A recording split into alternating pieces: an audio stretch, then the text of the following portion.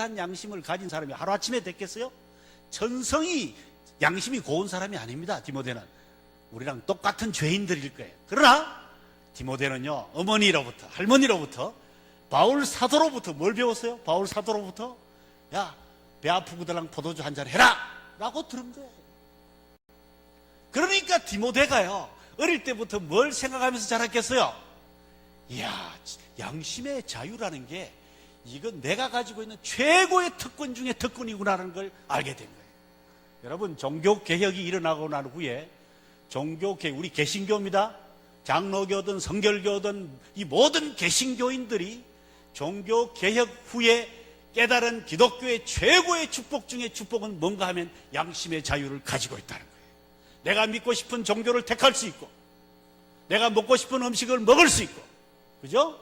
이사 갈 수 있고, 듣고 싶은 음악을 들을 수 있고, 그런 양심의 자유를 가진 사람이라는 걸 발견한 게 사실은 종교개혁의 넘버원, 첫 번째. 그전에는요, 양심의 자유를 다 뭉거트려, 다 억압을 한 거예요. 그죠? 다 하고 싶어도 못하게 하고, 듣고 싶어도 못 듣게 하고, 믿고 싶어도 믿지 못하게 하고.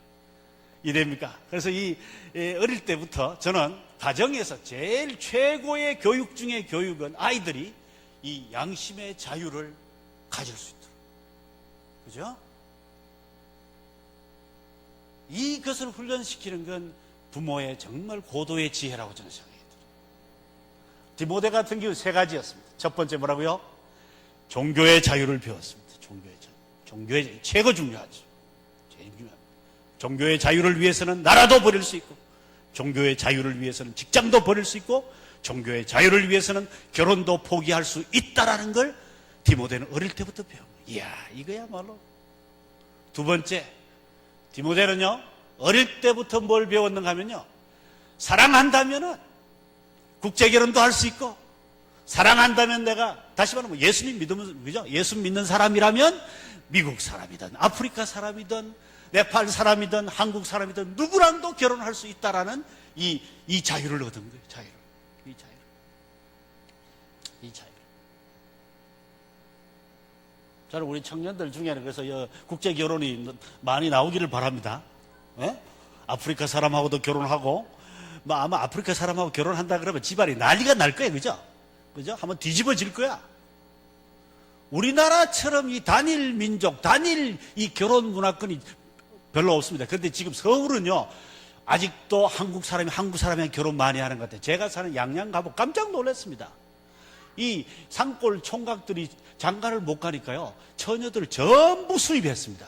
저희 양양에요, 일본 여자가 28명 살아요. 말레이시아, 그 다음에 저기 어디야, 저 인도네시아, 미얀마, 베트남 여자들이 저희 동네에 수북합니다. 제가 부탁입니다. 근데 그 여자들이요, 예수님을 제대로 믿는 여자들이 거의 없어요. 우리 총각들이, 농촌 총각들이 누구랑 결혼하느냐? 예수님 믿지 않는 외국 사람들이랑 좀 결혼하고 있어요. 그래서 제가 도시에 가보니까요, 결혼하지 않는 처녀들이 굉장히 많은데, 이 처녀들은 뭘까요? 농촌 총각이 비록 예수님을 잘 믿지만 나는 거기 시집 가기 싫다는 거예요. 이 아이러니를 어떻게 하면 좋을까요? 제 부탁입니다. 그래서 제가 여기 도시 교회에 와서 제가 큰 소리 치는 거예요. 그래서 예수 안 믿는 남자랑 결혼할 건지, 아니면은 예수를 잘 믿는 농촌 총각들이랑 결혼할 건지 심각하게 생각해보라. 또 예수 안 믿는 미국 사람이랑 결혼할 건지, 아니면 예수 잘 믿는 아프리카 사람하고 결혼할 건지. 저는 부탁입니다. 예수를 잘 믿는다면 뭐라고요? 예수를 잘 믿는 사람이라면 어떤 사람이든지, 아프리카 사람이든 미국 사람이든 어느 사람이든 결혼할 수 있다는, 이 디모데는요, 벌써 이 디모데의 어머니는 2000년 전에 그런 자유를 가졌어요. 2000년 전에. 기가 막힌 자유죠. 와, 이 자유. 디모데는 보통 사람이에요. 디모데는 어릴 때부터 이런 양심의 자유를 훈련받은 사람이 아닌가 생각합니다. 자, 두 번째 더 중요한 게 있습니다. 디모데는 어떤 사람이라 그랬죠? 마음이 따뜻한 사람이라 그랬어요. 바울 사도가 디모데를 생각할 때마다 뭘 생각난다 그랬습니까? 눈물이 생각난다 그랬어요. 눈물이. 디모데 목사님 생각할 때마다 눈물이 생각나요. 이 목사님은 아마 기도하면 눈물 흘리시고 찬송 불러도 눈물 흘리시고 아마 이 디모데는 눈물이 많은 그런 분이었던가 봐요. 저는요, 아무리 이걸 성경을 뒤져봐도요, 디모데가 어디에서 눈물을 잘 흘리는 걸 훈련받았다는 흔적이 없어요. 혹시 그런 거 아는 사람 있으세요? 눈물을 흘리는 걸 어떻게 훈련시킵니까? 그죠? 감성이 예민하도록 훈련시킬 비결이 있으면 저한테 좀 제발 가르쳐 주세요. 그럼 제가 좀 한 수 배우고 가겠습니다. 그거는 훈련시키기 진짜 쉽지 않습니다. 그렇죠? 그죠? 그런데 제가 성경을 뒤져보니까 몇 군데 이 디모데가 감수성이 예민하고 눈물이 많은 남자로 훈련을 받았을 가능성이 있는 구절을 몇 군데 지금 저는 찾았습니다. 여러분과 함께 성경 한번 찾아볼까요? 한번 찾아보겠습니다. 한번 찾아보세요. 디모데전서 6장 18절이에요. 한번 찾아보겠습니다. 디모데전서 6장 18절. 디모데전서 6장 18절입니다. 찾았습니까? 다 같이 한번 읽어보겠습니다. 다 같이요. 시작.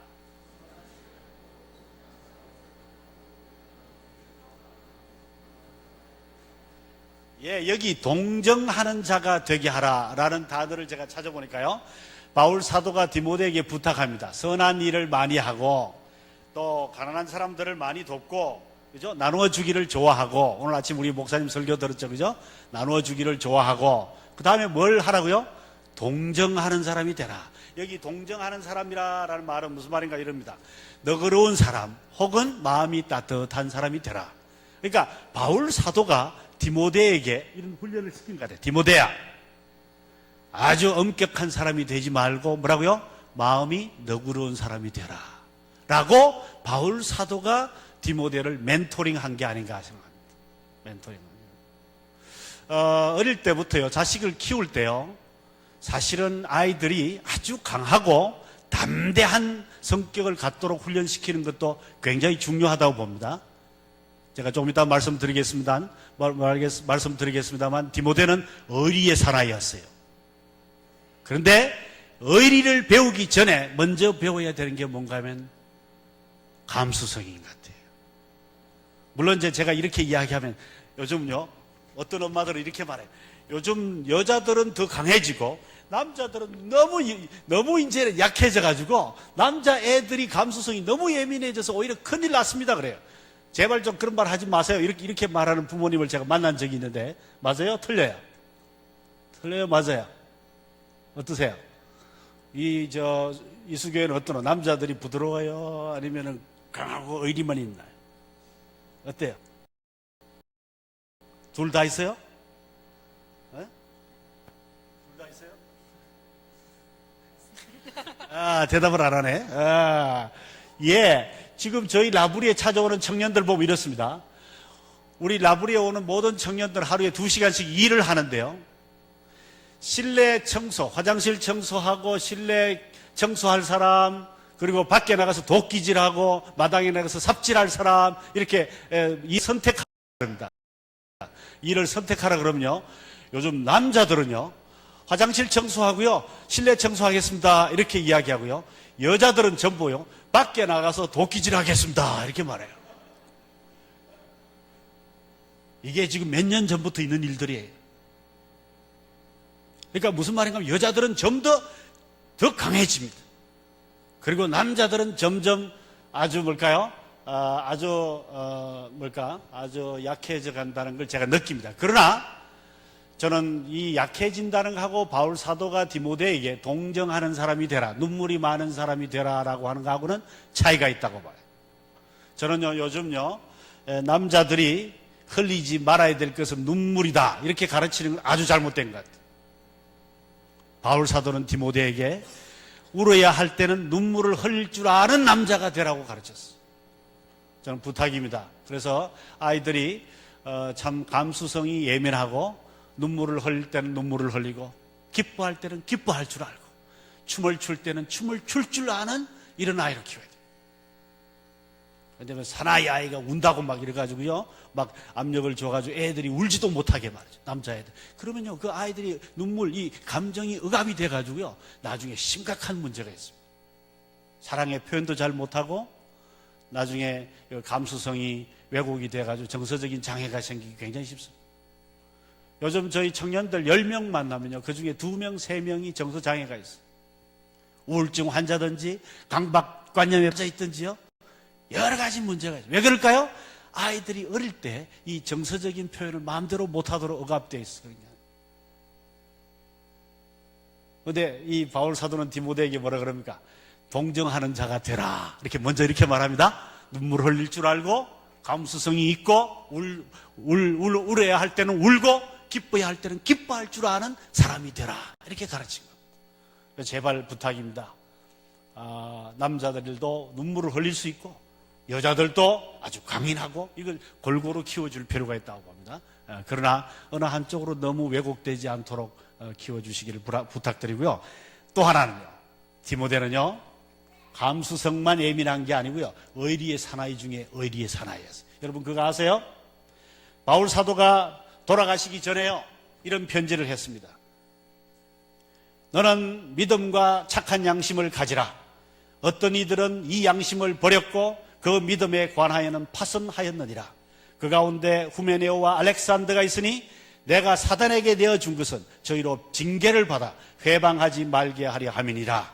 이렇게 하고요, 또 이렇게 말합니다. 너는 어서 속히 내게로 오라.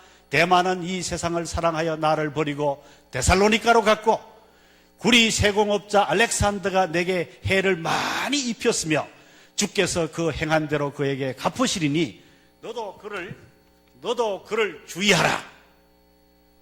무슨 말일까요?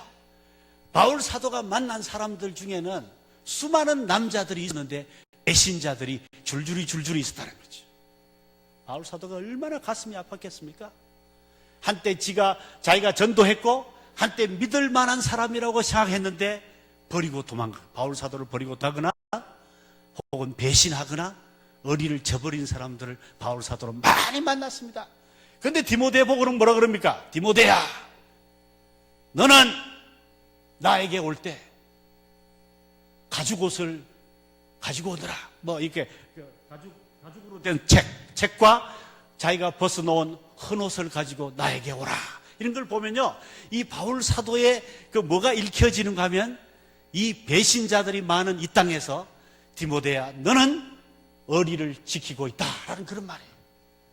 사실 디모데는 감수성이 예민한 남자였어요. 눈물이 많은 남자였지만 의리의 남자였어요. 의리의 사나이였어요. 저는 이 두 가지를 다 키워줄 수 있을까? 이건 참 대단한 수수께끼입니다. 그죠? 여러분 그렇죠, 그죠? 감수성이 예민하면서도 동시에 의리가 있는 사람. 야, 이건 참 아주 쉽게 키울 수 있는 그런 인격이 아니죠. 남자다운 남자이면서 동시에 뭐라고요? 아주 참 예민한 남자죠. 이건 참 아주 이 바울 사도가 디모데에게 요구하는 굉장한 참 인격인 것 같습니다. 저는 부탁입니다. 만약에 디모데가 아버지가 그리스 사람이라면 어떤 남자였을까요? 저는 상상을 해봅니다. 디모데의 아버지가 그리스 사람이라 그랬잖아요, 그죠? 그렇다면 영화 300에 나오는 그 뭐죠? 마게도니아 왕. 와, 혹시 영화 300 봤습니까? 거기 보면 마게도니아 왕이 나오잖아요. 그 왕이 마치 디모데의 아버지와 같은 의리의 사나이가 아니었을까? 그죠? 자기 나라를 쳐들어오는, 나라를 지키기 위해서 말이죠, 가족들을 놔두고 최정예 부대를 끌고 300명을 끌고 나가서 바벨론에서 쳐들어오는 이 뭘까요? 왕을, 크세스인가요? 그 왕을 대결해서 싸우잖아요, 그죠? 다 장렬하게 다 죽습니다. 참 사나이들 중에 사나이죠. 만약에 디모데가 아버지가 그리스 남자 중에 남자였다면 이런 남자가 아니었을까요? 그래서 이 디모데는 어릴 때부터 그야말로 의리가 뭔지를 배웠던 것 같아요. 의리가. 요즘 남자들이요, 의리가 없어요. 전화로 약속을 해놓고요, 약속을 이건 뭐 헌신짝처럼 안 지키는 게 요즘 이 남자애들의 지금 큰 문제입니다. 금방 전화했다가 못 한다 그러고 못 온다 그러고요. 저는 이 양양에 이사 가서 병이 하나 걸렸습니다. 무슨 병이 걸린지 아세요? 오신다는 손님이 안 오는 거예요. 이제 오신다고 안 믿습니다, 저는. 특히 남자들. 얼마나 이 남자들의 입이 가벼운지 약속을 믿을 수가 없어요. 바울 사도는 디모데에게 이렇게 말합니다. 디모데야, 다른 놈들이 다 배신하고 다 돌아서고 다 나를 다 버리고 갔지만 너는 약속을 지켜라. 이렇게 말합니다. 제가 가끔요, 저희 라브리에서요, 청년 대학생들에게 약속 안 지키는 남자애들한테 이렇게 가르칩니다. 야야, 너 예수 안 믿어도 좋으니까 너 약속 좀 지켜라. 무슨 말인지 아세요? 내가 예수님을 믿는다고 하는 건 하나님과 약속을 하는 겁니다. 근데 그렇게 약속을 안 지켜가지고 그냥 뭐 하나님을 믿어가 어떡하겠냐 이 말이죠. 사실요, 이 바울 사도는 디모데를 무섭게 훈련시키면서도 아주 당당한 남자, 믿음이 있는 남자를 키웠던 것 같아요. 뭐 남자 이야기만 자꾸 해서 미안합니다. 오늘 이제 디모데가 인물이라서 그렇습니다. 그러니까 디모데는 정리하겠습니다. 아주 감수성이 예민한 남자였지만 그러나 뭐라고요? 의리의 사나이였습니다. 의리의 사나이. 바울 사도를 끝까지 배신하지 않았습니다. 여러분, 이 마지막 성경 고통스럽지만 여러분 읽어보실래요? 디모데후서에 저기 보면요, 다 버리고 갔는데 디모데야 빨리 오너라. 겨울이 오기 전에 오너라. 겨울이 오기 전에 빨리 오너라. 여러분, 이게 아마 거의 바울 사도가 운명 직전에, 감옥에서 운명 직전에 쓴 편지가 아닌가 이렇게 보는데요. 여러분, 운명하기 전에 제일 보고 싶은 사람 누굽니까? 예? 운명하기 전에 보고 싶은 사람 누굴까요? 정말 사랑하는 사람이죠. 정말 사랑하는 사람 한 번 더 보고 싶지 않을까요? 그런데 바울 사도가 누구를 보고 싶다 그런가 하면 디모데 보고요, 빨리 오너라. 빨리 오너라. 빨리 오너라. 저는 부탁입니다. 그래서 오늘날 우리가 집에서 해야 될 일들이 많이 있는데, 그 가정교육에 참 중요한 게 많이 있는데, 그 중에 저는 두 번째, 이 바울 사도가 디모데를 키웠던 동정할 줄 아는 사람, 감수성이 있는 사람을 키우고, 두 번째는 뭐라고요? 그러면서도 의리가 있고 배신을 하지 않고 약속을 지키는 남자, 이런 남자를 키워요. 지금 한국 교회는요, 믿으면 되게 좋은데 다들요, 깨끗한 양심이 없고, 두 번째는 이런 감수성도 없고 의리도 없는, 그죠?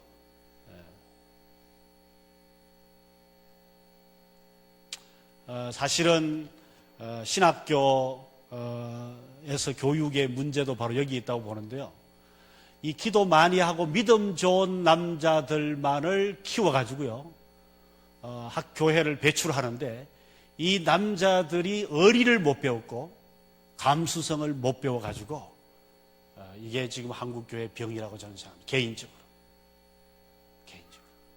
그리고 교회만 아니고, 이 신학교만 아니고요, 지금 가정에도 마찬가지인 것 같아요. 가정에도. 그래서 사실은 참된 교육을 하지 못하고 너무 왜곡된 교육을 해서 이런 게 아닌가라는 생각이 있습니다. 자, 세 번째 마지막입니다. 세 번째 마지막, 디모데는 가정에서 뭘 배웠을까요? 거짓이 없는 믿음을 배웠습니다. 거짓이 없는. 여기 아까 제가 말씀드렸다시피, 아니 믿음 중에도 그러면 거짓이 있는 믿음이 있고 거짓이 없는 믿음이 있느냐, 이런 생각을 하기 쉽죠. 맞습니다. 어떤 때는요, 예수님을 믿는다고 하면서도 사실은 거짓인 경우가 있는 것 같아요. 그래서 바울 사도는 디모데에게 이렇게 말합니다. 너는 거짓이 없는 믿음을 소유했다. 예, 무슨 말일까요? 사실요, 예수님을 잘 믿는다 그러는데요, 사실은 예수님을 제대로 믿지 않고 위선만 피우거나 폼만 잡는 경우가 있기 때문에 이 말이 중요합니다. 제가 그래서 단어를 찾아봤습니다. 거짓이 없다는 말이 무슨 말인가 찾아보니까 이런 말이에요. 위선적이지 않고 형식을 좋아하지 않고 거칠애를 부릴 줄 모르는 믿음이라, 이렇게 말해요. 어떤 사람이 이렇게 말해요. 제대로 믿지도 않으면서 거칠애만 피웁니다. 제대로 믿지도 않으면서 위선만 떨니다. 제대로 믿지도 않으면서 말이죠, 폼만 잔뜩 잡는 거죠. 저는 아버님이 장로님이었고 어머니가 권사님이었다는 이유 하나만으로요, 저는 제가 예수님을 안 믿었는데도, 거짓된 믿음을 가지고 있었는데도 저는 성가대를 했어요. 저는 주일학교 교사도 했다. 저는 청년부 회장도 했다. 무슨 말인지 이해됩니까? 믿음이라고는 하나도 없는데 오직 내가 가지고 있었던 건 거칠애밖에 없었어요. 그런데 저는 교회가 그게 교회인 줄 알았어요. 그게 교회인 줄 알았어요. 바울 사도 이렇게 말해요. 디모데야, 너에게는 거짓이 없는 믿음이 장점이란다. 저는 부탁입니다. 자식들이 교회 잘 나오고 있다고 해서요, 걔가 믿음 생활 잘한다고 착각하지 마세요. 걔가 주일학교 교사 한다고요, 믿음 좋다고 착각하지 마세요. 저는 주일학교 선생을 4년인가 5년 했습니다. 예수님 안 믿은데도. 그래서 여기 거짓이 없는 믿음이라는 말을 가만히 또 따져보면 두 번째 또 이런 뜻이 있습니다. 오랫동안 디모데를 겪어보니까 참으로 제대로 예수 믿는 사람이다, 이 말입니다. 하루 이틀 겪어본 게 아닙니다. 하루 이틀. 디모데를 하루 이틀 겪어보고 하는 말이 아니라 오랫동안 수십 년 겪어보니까 디모데 속에 아무런 거짓이 없는, 그 칠해가 잔뜩 붙은 그런 신앙인이 아니라 참된 신앙이다라는 걸 디모데가 지금 가지고 있다는 거예요. 지금. 와, 이런 칭찬을 받으면 참 좋죠, 그죠? 만약에 제가요, 몇 번 여러분 떡 만나고, 지금 세 번째 제가 여러분 만났습니다. 세 번째 만나고 말이죠, 어떤 분에게 참 믿음이 좋으십니다, 이렇게 말하는 건 믿지 마세요. 그건 말도 안 해요, 그죠? 지금 바울 사도는 수십 년 경험하고 하는 말이 뭔가 하면, 저 사람은 참 믿을 만한 사람입니다. 그게 진짜죠. 그게 진짜죠. 그래서 여기 교회에서 말이죠, 신앙생활 20년, 30년 같이 하신